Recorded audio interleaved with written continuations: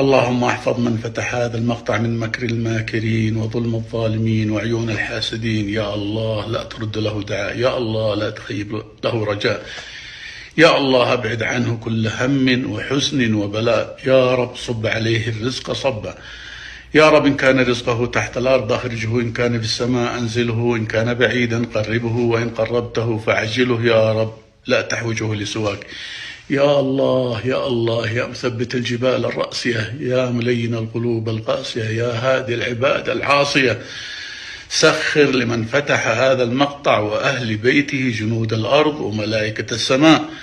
اللهم أكرمه بإخلاص النية وصلاح الذرية يا رب العالمين. بارك في عمره ورزقه وعمله.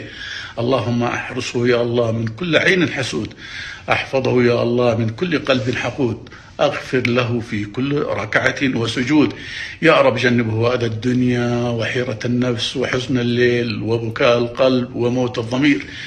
يا رب اجعل من فتح هذا المقطع من أعظم خلقك نصيبا في كل رزق تبسطه، وفي كل ضر تكشفه، وفي كل بلاء ترفعه، وفي كل نور تنشره، وفي كل دعاء تقبله. بشره يا الله بشرى تشبه الغيث، فرحه يا الله فرحة تمحو حزنه وهمه وتعبه.